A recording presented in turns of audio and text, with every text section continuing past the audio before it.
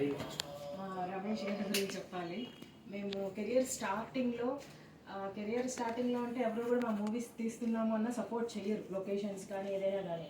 మేము వారి దగ్గరికి వెళ్ళి పలానా మూవీ తీస్తున్నాము, లొకేషన్ కావాలి అంటే చాలా హ్యాపీగా, మాకు ఏ గుర్తింపు రానప్పటికీ మాకు బిగినింగ్లో ఉన్నప్పుడు సపోర్ట్ చేశారు వారు.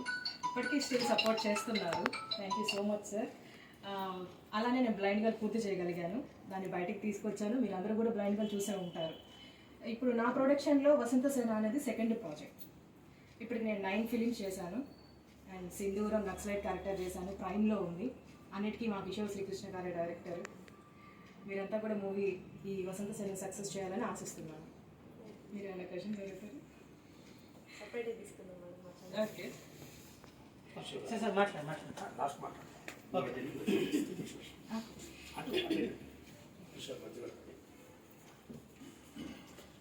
నమస్తే అండి. ఈరోజు శ్రీరామనవమి. ఎంతమంది